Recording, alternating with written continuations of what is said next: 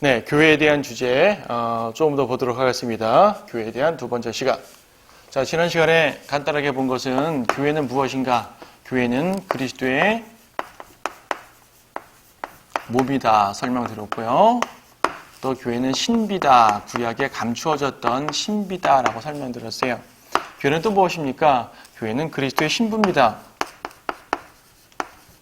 신부입니다.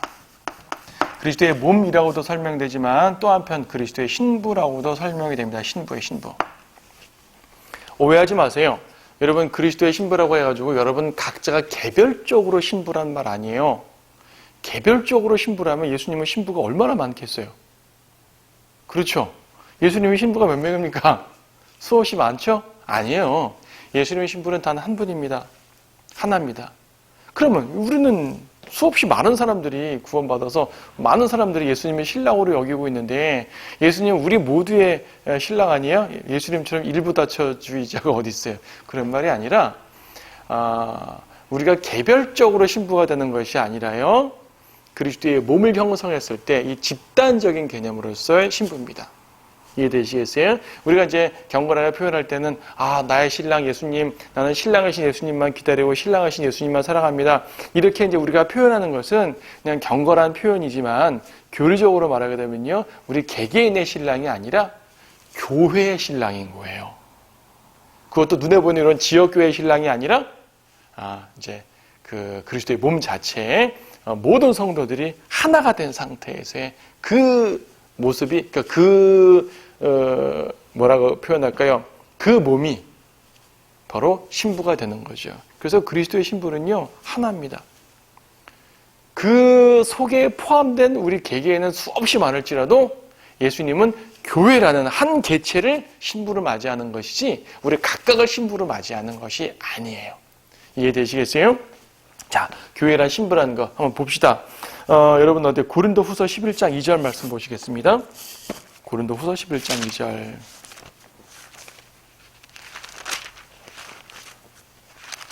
고린도후서 11장 2절 말씀 보시게 되면은 이는 내가 경건한 질투로 너희에게 질투를 느낌이라 내가 너희를 한 남편에게 정혼시켰나니 이는 한 순결한 처녀로 너희를 그리스도께 바치려는 것이라. 자, 정혼이라는 말 나왔어요. 정혼. 정혼은 약혼을 말하는 거죠. 예, 아직까지 우리는 약혼 상태예요. 십자가에서 예수님께서는 신부를 낳았어요. 이제 성경시대 이스라엘의 이 기본적인 모습은요, 약혼한 상태도 신부라고, 와이프라고 이제 부릅니다. 그러니까 정혼 상태도 신부라고 표현을 하긴 하지만 아직 약혼 상태인 거죠. 십자가에서 예수님께서는 신부를 낳았어요. 여러분 아담이 이제 아담의 갈비뼈로 이브가 나왔지 않습니까? 이때 아담이 그냥 살아서 왔다 갔다 하는 상태에서 갈비뼈를 쑥 빼면 얼마나 아팠겠어요. 하나님께서는 아담을 깊은 잠을 재우셨어요. 그렇죠? 깊은 잠을 재우셨어요. 죽음 같은 깊은 잠이죠. 예수님도 죽음으로써 신부를 낳았습니다. 죽음으로써. 그래서 이제 십자가 이후로 교회가 탄생됐다 그랬죠. 오순절에 교회가 탄생됐다 그랬죠. 그래서 오순절 이후로 십자가로서 이제 예수님 우리를 일종의 교회와 약혼을 한 셈이에요. 말하자면 정혼 상태죠. 네. 그래서 한 처녀라고 하죠. 한 처녀, 한 순결한 처녀. 한 순결한 처녀. 한 순결한 처녀예요. 순결한 처녀예요. 아까 말씀드렸죠. 수많은 사람이 있어도 그들이 그리스도의 몸이라고 하나가 됐을 때 하나의 신부가 된다고 말씀드렸습니다. 한 명이에요. 그래서 교회를 의미할 때 항상 단수를 써요. 근데 처녀들이라고 묘사하는 부분이 종종 나옵니다. 처녀들. 대표적으로 마태복음 25장에 보게 되면 5처녀, 10처녀 나오죠? 10처녀 중에서 5처녀는 이제 슬기로운 5처녀, 5처녀는 어리석은 5처녀 나오지 않습니까? 결론을 다 아시죠? 어리석은 5차례는 혼인잔치 들어가지 못하고 슬기로운 5차례는 신랑을 맞이했습니다. 그러면 예수님이 5명의 처녀와 결혼하는 거네요? 분명히 한 처녀로 그리스도께 나아간다고 했는데 5명의 처녀와 결혼한단 말은 도대체 무슨 말일까요? 예수님이 5명의 처녀를 한꺼번에 아내를 만난단 말인데 말이 되지 않아요. 그래서요, 마태복음 25장 등에 나오는 처녀들이라는 것은요, 사실상 환란 성도를 말해요. 다음에 다시 보겠지만 환란 성도를 말하는 것이고, 환란 성도들은 그리스도의 신부가 아니에요. 구원은 받아도 그리스도의 신부가 아니에요. 구약에 구원받은 유대인들 구원받았어요. 하지만 그리스도의 신부가 아니에요. 아브라함, 다윗 구원받은 구약 성도들이에요. 하지만 그리스도의 신부 아니에요. 왜? 그리스도의 몸이 형성되지 않았잖아요. 아직. 구약에는 감추어진 진리라니까요. 교회가 휴거된 다음에 대환란 때도 구원받을 사람들 적지만 있을 것입니다. 그들 그리스도의 신부 아니에요. 구원받았다고 모두 신부가 되는 건 아닙니다. 교회만 신부가 돼요. 여러분만 신부가 됩니다. 놀랍죠? 그러니까 신비죠. 그러니까 이 신비가, 이 진리가 얼마나 놀라웠으면 구약의 선지자들도 도대체 뭔 일이야 이해가 안 되는 겁니다. 천사들도 도대체 무슨 일이야 이해가 안 되는 겁니다. 우리 하나님의 영원하신 그분의 지혜와 계획 속에서 선택되고 계획된 일이에요. 오직 교회만이 그분의 신부가 됩니다. 그것도 교회에 속한 개개인이 신부가 아니라 그들이 하나가 되어서 한 순결한 처녀로서 주님께 드려집니다. 그것이 신부가 되는 것. 이제 이렇게 해서 그리스도의 신부가 되는 것이에요. 특별하죠. 이 신부는 순결하다 그래요. 순결하다 그러니까 여러분 이게 이제 도덕적 순결을 생각하게 되면은 우리는 개인적으로요 좀 죄가 좀 많잖아요. 그렇죠. 우리 각자 죄들 많이 있습니다. 내가 우리 예수님만이 우리 신랑인데 내가 죄를 많이 짓게 되면은 참 순결한 처녀여야 되는데 나는 참 불결하고 죄가 많아서 어떡하지? 걱정하시죠? 여러분, 하지만 여기서 순결하다는 얘기는 우리 개개인의 도덕성을 말하는 것이 아니라요. 순수한 교회라는 말이에요. 순수한 교회. 순수한 교회라는 말은 뭐냐면 구원받은 사람들만 모인 교회를 말하죠. 이 세상에 구원받은 사람들만 모인 교회가 어디 있을까요? 성경들에 없는 교회들은 구원받은 사람들만 모이나요? 간혹 보게 되면 구원받지 않은 사람들이 섞일 수도 있잖아요. 수많은 교회들이 보고는 구원받지 않은 사람들이 섞일 수가 있죠. 그런 지상의 교회들을 말하는 것이 아닙니다. 굳이 말하면 천상의 교회겠죠. 그리스도의 몸 자체. 우리 개개인적으로는 도덕적으로 죄를 많이 진 사람도 있겠고 흠이 있는 사람들이 많지만 아무리 흠이 있어도 예수 그리스도의 보혈로 씻김 받아서 구원받았잖아요. 하나님 볼 때 의인이 되었잖아요. 그렇죠? 의롭게 되었잖아요. 그런 사람들이 눈에 보이는 모임 말고요. 그리스도의 몸을 형성했단 말입니다. 이 자체를 모임이라고 간주했을 때 이 자체를 하나의 이제 몸으로 간주하니까 이것이 바로 순수한 교회인 거예요. 구원받은 성도들 모여있는 그리스도의 몸 자체. 그리스도의 몸 자체. 그렇죠? 이것이 바로 순수한 교회고 이것이 바로 순결한 처녀라고 말하는 것입니다. 이해되시죠? 이 교회에 속해 있는 개개인은 죄를 많이 질 수도 있어요. 구원받은 이후에도 죄를 질 수 있으니까. 그런 도덕적인 죄 말하는 것이 아니라 그리스도의 몸에 속해 있는 모든 구원받은 순수한 교회 자체를 말하는 것입니다.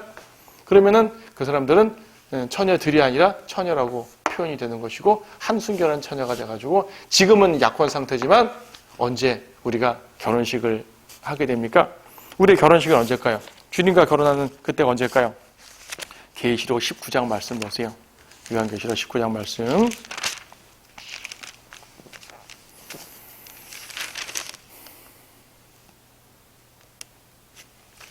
7절 말씀 보시면 기뻐하고 즐거워하며 그분께 존귀를 돌리세. 이는 어린 양의 혼인식이 다가왔고 그의 아내도 자신을 예비하였습니다.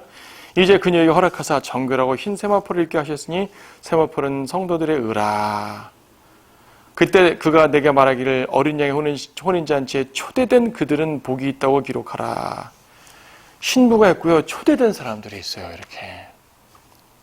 자, 예수님과 교회가 결혼을 합니다. 혼인을 합니다. 이것을 교회의 결혼식이라고 설명하지 않고 어린 양 혼인식이라고 말합니다. 이제 핵심은 예수 그리스도시니까 그렇죠. 어린 양의 신부. 자, 손님이 있다 그랬죠. 여러분 저기 시편 45편을 보세요. 시편 45편.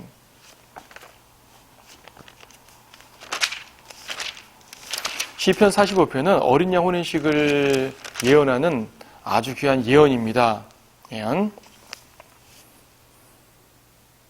7절에 보니까 왕께서는 의를 사랑하시고 악을 미워하시니 그러므로 하나님 곧 당신의 하나님께서 당신께 기쁨의 기름을 부어 당신의 동료보다 우위에 두셨나이다. 예수님을 왕으로 묘사하는 거죠. 재림하신 예수님에 대한 표현입니다.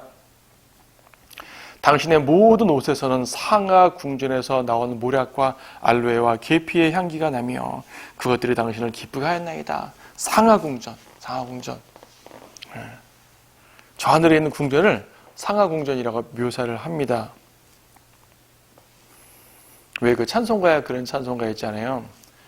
내 주님 입으신 그 옷은 참 아름다워라 찬송할 때 후렴에서 상하와 같이 아름다운 저 천성 떠나서 그런 찬송이 있죠. 상하와 같이 아름다운 저 천성 떠나서 상하 궁전 거기 말하는 거예요. 하늘의 궁전. 9절 왕의 궁녀들 가운데는 여러 왕들의 딸들이 있었으며 왕의 우편에는 오필의 금으로 단장한 왕비가 서 있나이다. 자, 어떤 인물이 나오나 보세요. 9절에 궁녀들이 있죠. 근데 9절 그때 왕비가 있어요. 이 왕비가 바로 교회예요. 신부. 왕의 신부니까 왕비죠. 오 딸이여 경청하고 유념하며 내 귀를 기울이라. 그리고 내 백성은 내 아버지의 집을 잊어버리라. 이 딸, 그러니까 이 왕비를 딸로 묘사하는데 우리가 그리스도의 신부가 딱 되는 그 순간 우리의 아비 집을 잊어버리라. 우리가 세상에서 있었던 그 모든 것들 다 잊어버리고 오직 신랑에게만 집중하란 말이에요. 그리하면 왕이 네 아름다움을 크게 탐내리니 이는 그가 너의 주심이라. 너는 그를 경배할지니라. 투로의 딸이 예물을 가지고 올 것이며 예물을 가지고 오는 투로의 딸이 있어요. 백성 가운데 부한 자들도 너희 호의를 간절히 구하리라. 여러 사람이 있죠. 왕의 딸이 안에서 온갖 영화를 누리나니 그니의 옷은 금으로 쪘도다. 자, 이런 걸 보게 되면 비슷한 말씀이 솔로몬의 노래, 아가서라 그러죠. 솔로몬의 노래 그 어디에 그 8장에도 나오는데 왕이 있고 왕비가 있어요. 근데 신랑 신부니까 그리스도와 교회입니다. 근데 궁녀들이 있고요. 뭐 솔로몬의 노래 보게 되면 후궁들도 있고요. 비빈들도 있고요. 여러 사람들, 초대받은 사람들이 많아요. 천상의 잔치에 초대받았다는 얘기는 구원받았단 말이죠. 지옥까지 안 온 거니까. 구원은 받았으나 신부는 아니에요. 그러면 구원은 받았으나 신부가 아닌 존재가 누가 있을까요? 자, 구약 성도들. 그렇죠. 구약 성도들도 구약 시대에 이스라엘이 있겠고 구약의 이방인으로 구원받은 사람들이 있겠고 그렇죠? 예. 율법 이전에 구원받은 사람들이 있겠고 율법 이후에 구원받은 사람들이 있겠고 또 교회 시대 이후니까 대환란 때 구원받은 유대인이 있겠고 대환란 때 구원받은 이방인이 있을 거예요. 이처럼 구원받은 사람들이 꽤 많아요. 그들이 이렇게 이제 혼인잔치에 다양한 대상으로 설명이 됩니다. 근데 그 중에 신부는 오직 하나죠. 그게 바로 교회라는 얘기예요. 누구예요? 바로 우리들. 네. 하나님께서 여러분들을 교회 시대에 태어나게 하신 것이 얼마나 감사한지 몰라요. 하나님께서 여러분들을 다른 시대에 구원하지 않고 교회 시대에 구원해서 그분의 몸으로 삼아주신 것이 얼마나 기쁜 건지 몰라요. 우리는 신부가 됐잖아요. 온갖 영예를 누리게 됩니다. 자, 말로 다음은 너무나 감격스러워서 다 설명을 못하겠죠. 자, 신부입니다. 자, 이해해 두시고요.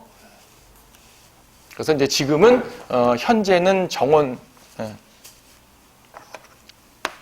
현재는 정혼 상태. 그 다음에, 환란 끝에,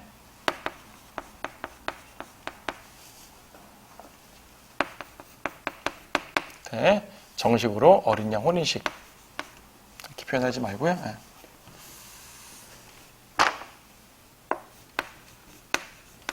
어린 양 혼인식에서 그래서 이제 아내가 된다. 이렇게 표현을 하시면 됩니다. 하지만 이제 정혼 상태도 아내라고 보통 말하니까 오늘날 우리가 신부다라고 말해도 뭐 틀린 말은 아니에요. 구체적으로 표현하면 이렇게 된다 이거죠. 자, 어린 양 혼인식이란 말 기억하시고요.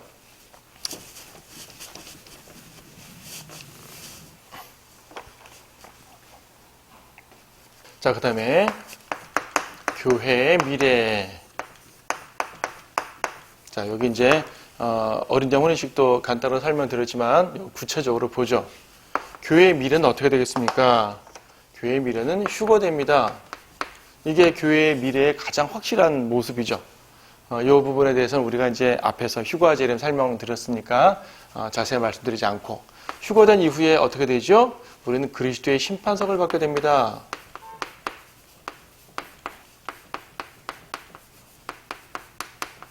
자,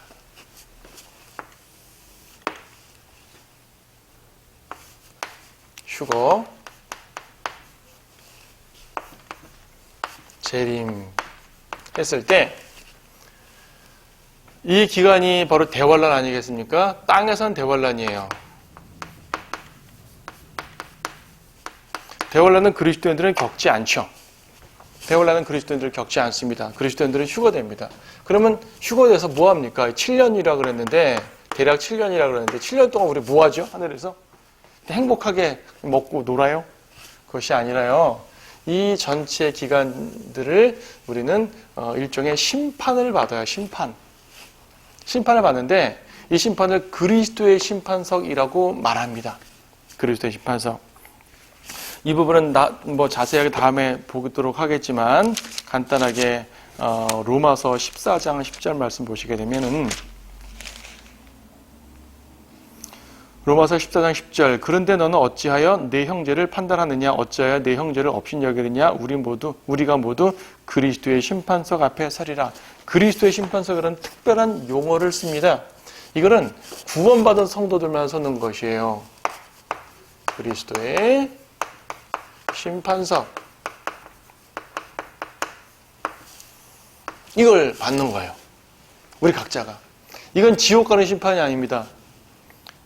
죄인들이 받는 멸망의 심판 말고 이거는 성도들, 구원받은 성도들만 받는 심판이에요. 심판이라는 단어를 써서 오해할 수 있는데 심판이란 말은요, 이제 재판이란 말도 되잖아요. 그렇죠? 하나님이 재판하시는 겁니다. 무엇을 재판합니까? 구원의 유무를 재판하는 것이 아니에요. 이미 구원받은 사람들만 올라가세요.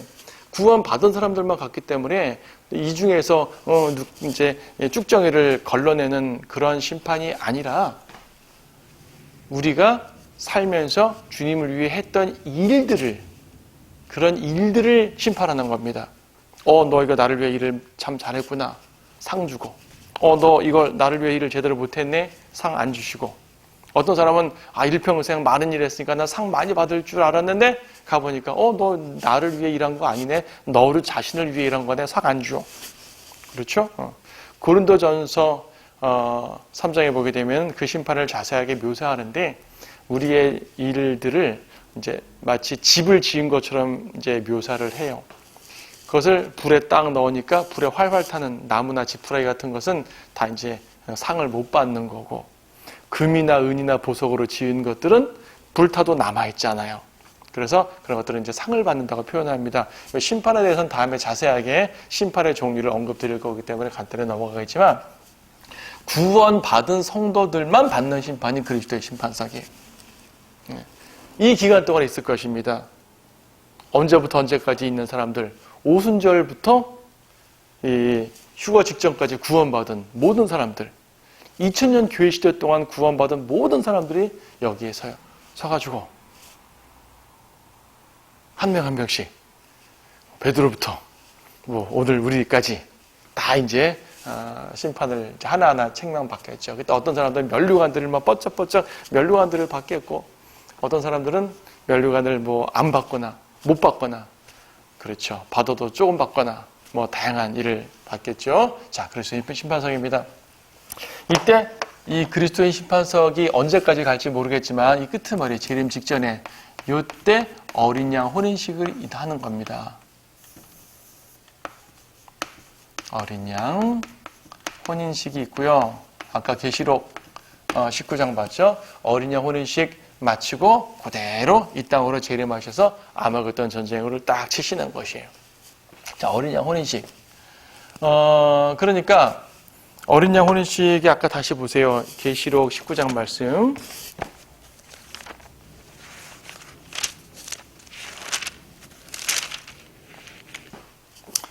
19장 7절 8절 보면 기뻐하고 즐거워하며 그분께 존귀를 돌리세 이는 어린 양의 혼인식이 다가왔고 그의 아내도 자신을 예비하였습니다.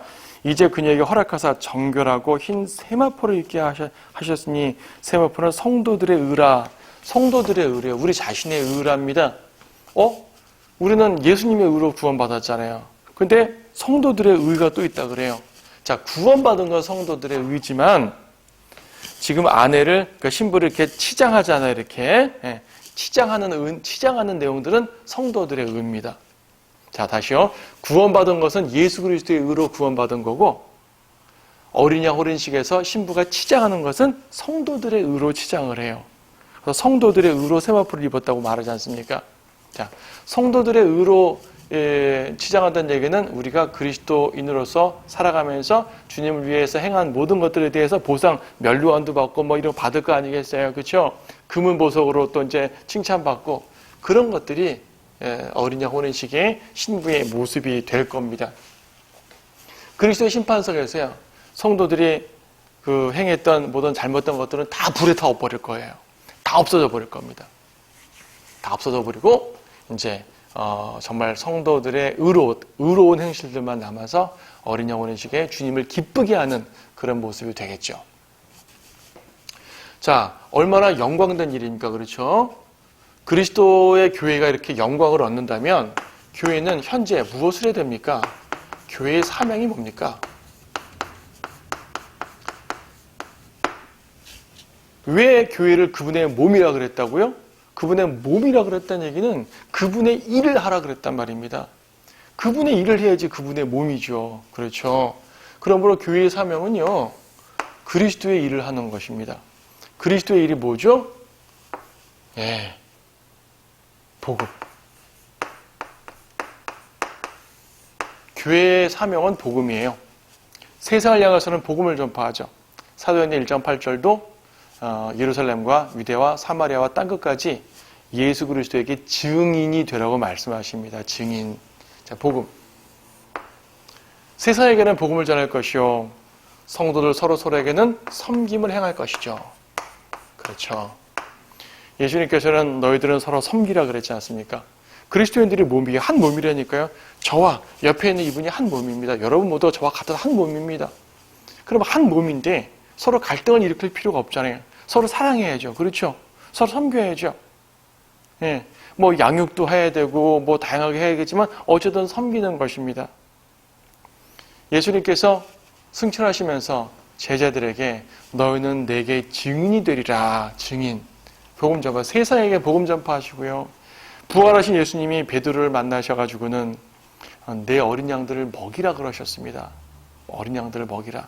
자, 주님의 양들을 먹인다는 것이 무엇이죠? 양육하는 것인데 큰 틀에서는요, 섬기는 걸 말하는 것입니다. 우리는 그리스도의 몸이니까 그리스도의 일을 해야 되는 것이고요. 그렇죠? 서로서로 한 몸이니까 서로서로 한 몸으로서 역할을 해야 되는 것이죠. 교회의 사명. 내적으로는 서로 섬기고 외적으로는 복음 전파하고 이거 이외에는 교회의 사명이 없어요. 여러분이 세상을 살면서 다양한 일들을 할 수가 있겠지만 그런 것들은 여러분 개인의 자격으로 하는 일들이고 교회로서의 일이 아닙니다. 그리스도의 몸으로서의 일이 아닙니다. 가끔 가다가 이제 어떤 교회들은 이제 사회 봉사를 꽤 많이 하는 교회들이 있는데 사회 봉사 자체가 나쁜 건 아닙니다. 하지만 사회 봉사가 교회의 일은 아니에요. 그리스도의 일은 아닙니다. 그런 어떤 그리스도의 심판서에 올라가가지고 이제 인정받지 못하는 사역들이 되는 거죠. 또 요즘에 특히 많은 교회들이 정치에 가담하고 있는데 그거는 그리스도의 교회의 역할이 아닙니다.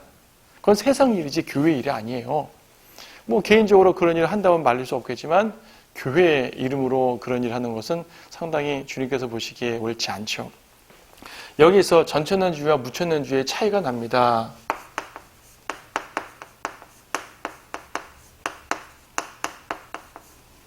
후천년주의 혹은 무천년주의.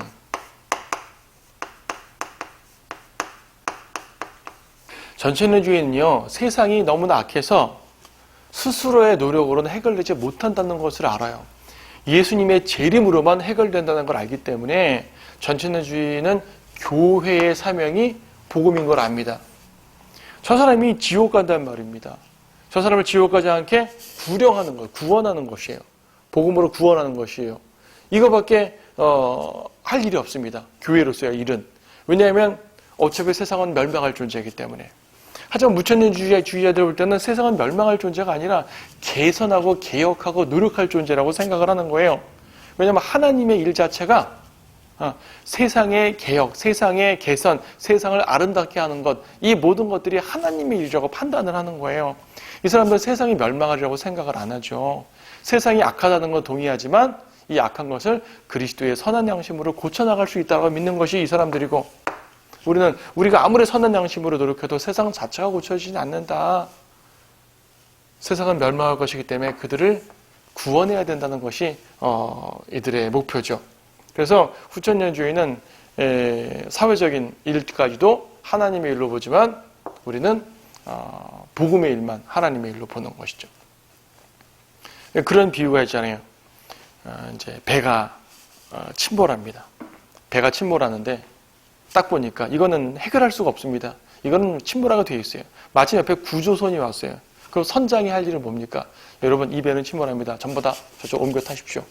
아직 남은 사람이 있습니까? 선실에 남은 사람이 있습니까? 어디에 남은 사람이 있습니까? 다 찾으십시오. 그 사람들 옮겨 태워야 됩니다. 이게 선장의 일이죠. 근데 어떤 선장은 아닙니다. 여러분, 옮겨 타지 마세요. 이 배가 비록 침몰할 것 같지만 여러분들이 열심히 각자에서 노력하고 수리하면 이 배는 튼튼하니까 결코 이제 침몰하지 않을 것입니다. 하고 배 수리에 열정을 쏟는다면 그것은 올바른 선장이 아니죠. 자, 교회의 역할이 바로 거기 있습니다. 감사하게도 구조선인 예수 그리스도께서 옆에 계시는 것이죠. 이 세상은 멸망하는 거고 옮겨 태우면 됩니다. 세상 수리하려고 하지 마세요. 세상 고치려고 하지 마세요. 세상은 멸망합니다. 그래서 교회의 사명은 세상에게 복음을 전하고 성도들 안에서 섬김으로써 주님께 영광 돌리는 그런 일들이죠. 자, 교회에 대한 기본적인 것들은 봤는데요. 조금 더 한 시간 더 볼 게 있습니다. 교회와 혼동되는 그런 몇 가지 교리적인 부분들을 한 시간 더 살펴보고 교회에 대한 주제를 마치도록 하겠습니다. 감사합니다.